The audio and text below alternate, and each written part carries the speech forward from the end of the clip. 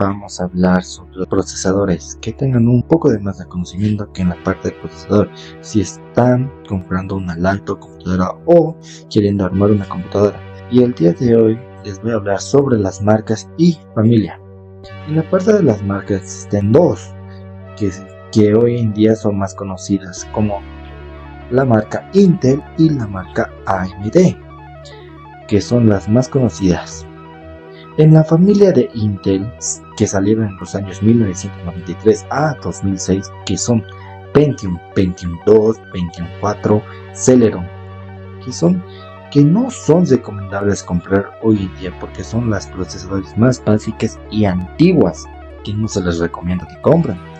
Luego lo que le sigue la familia de Core, que salieron en el año 2006 al 2023, que son Core 2 Duo, Core 3, Core i5, Core i7, Core i9. Son las que actualmente están ahí son recomendables comprar. Y en la actualidad actualmente salieron los que son Core Ultra 5, Core Ultra 7, Core Ultra 9,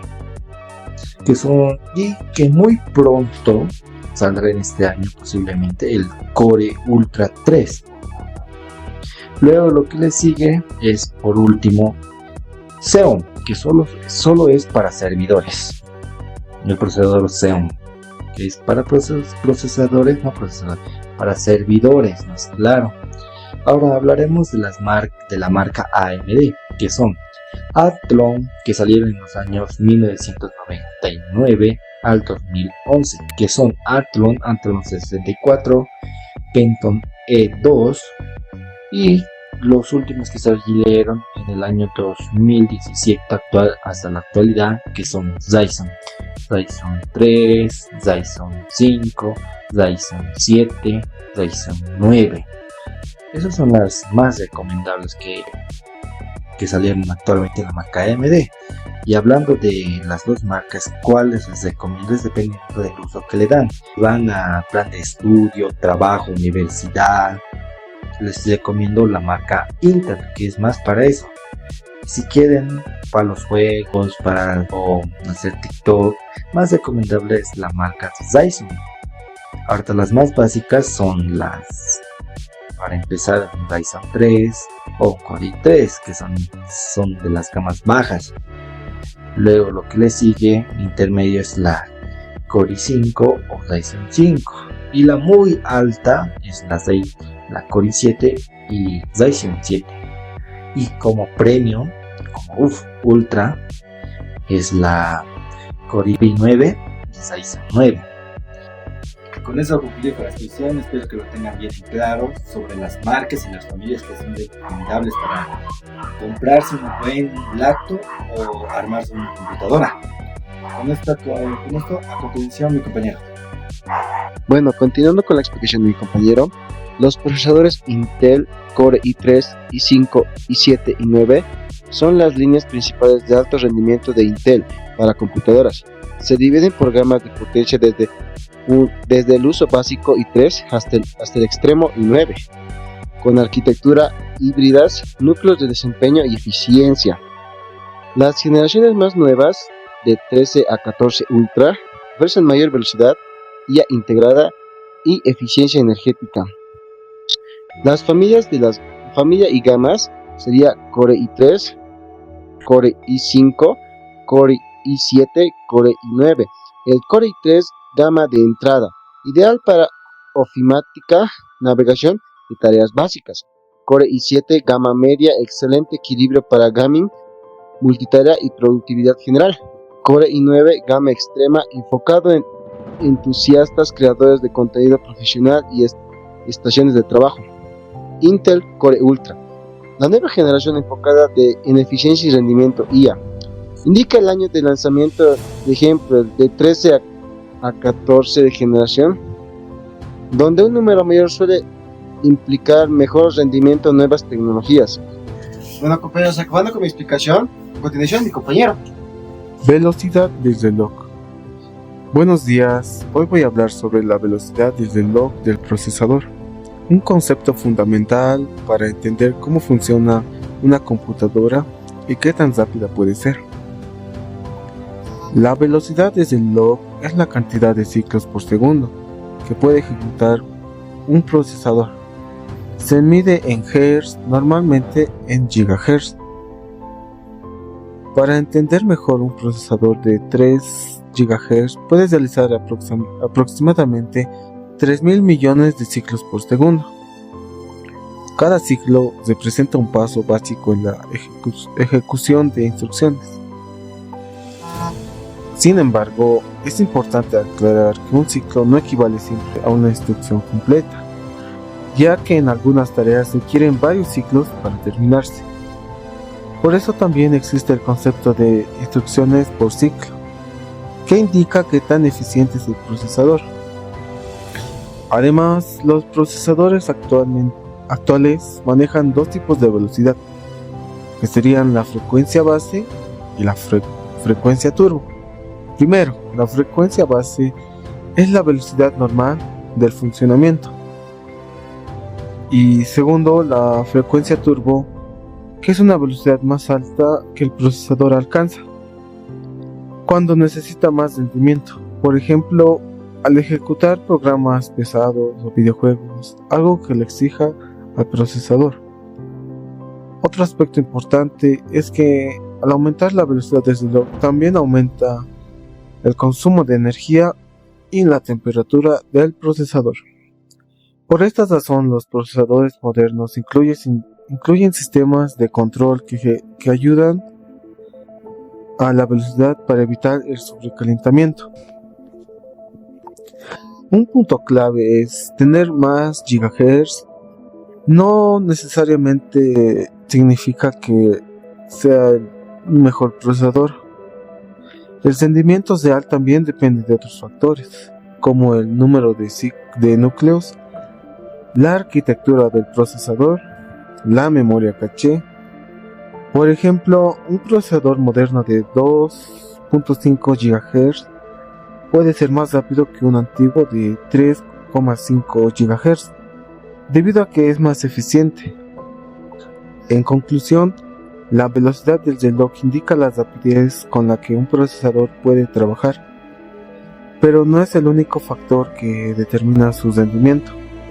Para evaluar correctamente un procesador, es necesario considerar varios elementos en conjunto. Finalmente, entender la velocidad del reloj nos permite tomar mejores decisiones al elegir una computadora, ya que no siempre lo más rápido en números es lo más eficiente en la práctica. Eso sería todo sobre la velocidad del reloj. A continuación, mi compañero. ¿Qué es el Frontside Bus? Es una carretera de datos que conecta la unidad central de procesamiento, más conocida como la CPU, con la memoria principal, la memoria RAM y otros componentes clave de la placa base. ¿Para qué sirve? El Frontside Bus sirve principalmente como la vía de comunicación central del sistema. Su función es transportar datos entre el procesador y los componentes críticos de la computadora. ¿El Frontside Bus se sigue utilizando? No, el Frontside Bus ya no se utiliza en las computadoras modernas. Ha sido reemplazado por tecnologías mucho más rápidas y eficientes que eliminan los antiguos cuellos de botella. ¿Por qué dejó de usarse? Tradicionalmente, el Frontside Bus era una carretera externa que conectaba el procesador con un chip llamado NOR RAID, el cual gestionaba la memoria RAM. Este diseño era lento, porque la información tenía que salir del procesador para llegar a la memoria. En los sistemas actuales, el controlador de memoria está integrado directamente dentro del procesador, lo que permite una comunicación casi instantánea sin necesidad de un bus externo como el Frontside Bus. Las tecnologías que los reemplazaron son del Intel, por ejemplo, es lo que utiliza el DMI, Direct Media Interface. El AMD implementó el Hyper Transport y en sus procesadores de Ryzen más recientes utiliza el Infinity Fabric. El BSLK Base Clock en las placas base actuales Lo que antes se ajustaba como el frontside bus ahora se conoce como BSLK. Es un reloj base, generalmente de 100 MHz, del cual se derivan todas las demás velocidades del sistema. ¿Dónde podrías encontrarlo aún? Solo verás el término frontside bus si estás trabajando con un hardware antiguo, específicamente procesadores de Intel anteriormente a la generación Nehalem, como el Core 2 Duo o Pentium 4. Procesadores AMD de principios de los años 2000. Ahora, un ejemplo clave que lo que sería, digamos, con base sería con un carro. Imaginen que la CPU es un motor de un Ferrari, pero el frontside bus es una calle llena de baches. No importa que tan rápido sea el motor, el coche nunca avanzará. El frontside bus fue durante décadas el encargado de que la información volara entre el cerebro de la PC y su memoria. Hoy ya no existe como tal, porque los procesadores modernos son tan rápidos que prefirieron construir su propio puente interno para no depender de una carretera externa.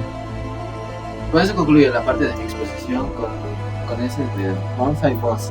Los procesadores o microprocesadores parecen ciudades microscópicas, ya que tienen caseteras por donde viaja la electricidad y con ella la información que heredamos al cerebro. Durante años esas caseteras han ido evolucionando para ser más pequeñas, ya que mientras más pequeño sea, menos calor produce y más eficiente es. Estas caseteras se llaman transistores. Los transistores antes estaban hechos de silicio y otros componentes. Lo importante es que utilizaban luz para grabar los detalles de los transistores, como si de un disco DVD se tratase. Pero la luz lo que hace es cortar el silicio. Ya con esta explicación, continuamos. Todo comienza en 1971 con la familia más conocida de todas, las Intel. Específicamente con la Intel 4004, que se usaron para modelos viejísimos que eran demasiado pesados para viajes, así que solo las tenían empresas capaces de comprarlos en su tiempo. Tenían una tecnología de 10 micrómetros y así comenzó, y actualmente estamos en nanómetros, donde la diferencia es abismal, pero ahora hablamos de eso. Los ingenieros decidieron hacerlo cada vez más y más pequeño, pero en 2010 ocurrió algo. Oficialmente se había publicado la ley Moore. Así se llamó este problema, que se llegó al límite en 2010 de los 20 nanómetros. Los ingenieros querían hacerlo cada vez más y más pequeños los transistores, pero parecía físicamente imposible para ellos. Y desde entonces intentaban, pero la luz era tan inestable que si tiene mínimo una muesca o imperfección en los transistores, todo fue una pérdida de tiempo, ya que los transistores debían ser perfectos y milimétricos. Pero desde las sombras, un hombre loco que creía que podía superar los 20 nanómetros vio la oportunidad. Martin van den Brink, de Países Bajos, un hombre que todo el mundo se burlaba, ya que decía que la ley Moore era imposible de superar. Pero no se rindió y propuso su idea a las grandes empresas, Intel, AMD, etc. Y solo ASML fue el que confió en él, dándole todo el financiamiento necesario, pero dándole un plazo o se cancelaba todo. A esta iniciativa se le suma Intel, TSMC, Samsung Electronics y Siemens. Grandes empresas confiaron en el proyecto de un equipo de Martin y se tardaron 5 años para completar la máquina llamada litografía EUV. Litografía significa grabado a luz y EUV significa extrema ultravioleta. Una luz tan inestable que lo que hizo Martin y su equipo para poder reflejar esa luz fue usar espejos anatómicamente reflectantes, ya que con un espejo normal siempre tendrá muescas, pero los espejos que él necesitaba tenían que ser nanométricamente lisos. Por eso la máquina es tan grande. Y después de 5 años de prueba y error, por fin pudieron crear unos transistores perfectos con tamaño de 3 nanómetros. Hasta ahora se dice que están creando la siguiente generación de las máquinas más revolucionarias, que puso un antes y un después y pudo superar la ley Moore. Y con esto concluyo la explicación de tecnologías de fabricación 1, litografía y nanómetro. A continuación, mi compañera. Todos los procesadores nacen iguales, pero no todos llegan a la misma meta.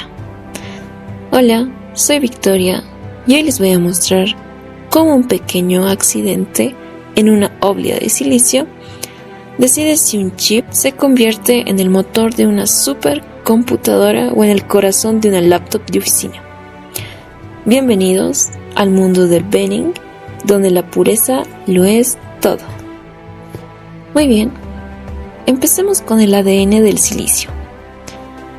Imaginen por un segundo una hoja de papel. Es delgada, ¿verdad? Ahora, imaginen que podemos apilar 50.000 transistores a lo ancho de esa hoja.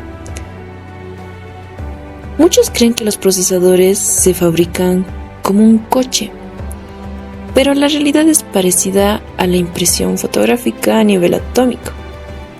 Usamos la luz ultravioleta para dibujar circuitos en discos de silicios puros, llamados wafers o oblies. La realidad de la producción, lo que es el wafer, estas oblias tienen unos 30 centímetros de diámetro. Y aquí viene el gran secreto de la ingeniería. No fabricamos procesadores de uno en uno. Más bien, imprimimos cientos en una sola oblia. El problema es que el silicio, aunque es un material increíble, es caprichoso. Si una sola mota de polvo, y cuando digo mota, hablo de algo invisible al ojo humano, cae sobre la oblia durante el proceso, ese sector se arruina. Ese pedacito de la oblia no puede procesar información. Está muerto. Y aquí es donde entra la magia comercial llamada Benning. ¿Qué pasa cuando terminamos de imprimir la oblia? ¿La probamos? Cada chip somete a pruebas de estrés. Los que fueron dibujados en la parte pura y perfecta de la oblia, los que aguantan los voltajes altos y la velocidad récord, se convierte en los i9 o Ryzen 9. Pero, ¿qué pasa con los que quedaron en una zona con un pequeño defecto? No los tiramos. Les desactivamos los núcleos dañados, les bajamos la frecuencia y de repente ese error se convierte en un i5 o un i3. Perfectamente funcional.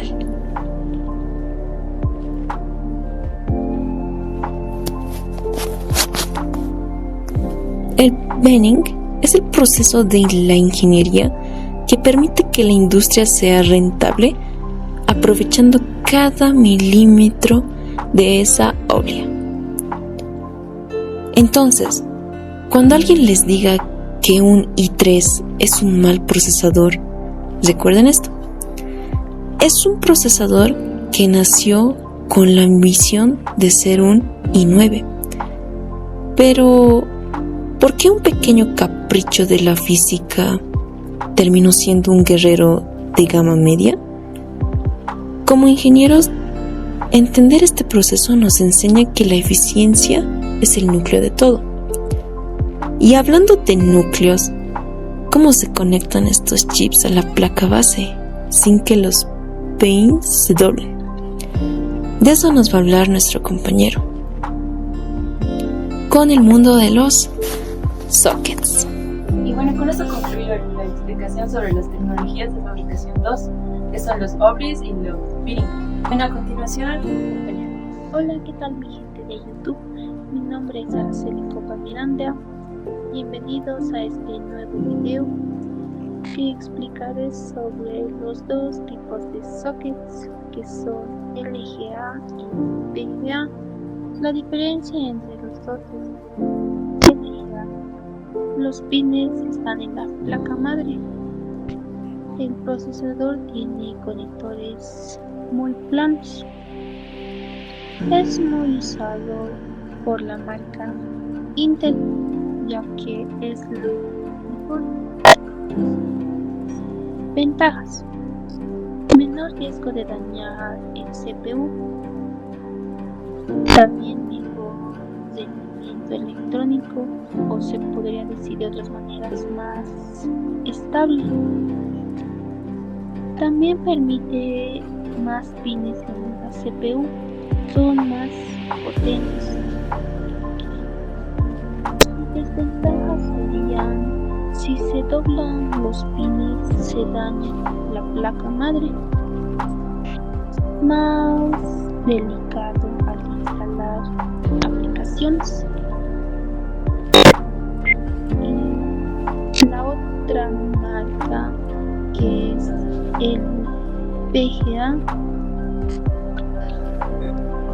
los pines están en el procesador. La placa madre tiene orificios, tradicionalmente usado por AMD. Sus desventajas serían: más fácil y barato al fabricar. Si se dañan los pines, afecta solo a CPU, y también de otros, ¿no? Que pasen computadora o un laptop. Sus desventajas son que los pines del procesador se pueden doblar fácilmente, o también menor densidad de pines comparado con la LGA, ya que la LGA es la mejor, ya que es usado por la marca Intel, y mientras la PGA no. Gracias. Con eso concluyo lo que son tipos de sockets. A continuación, mi compañero.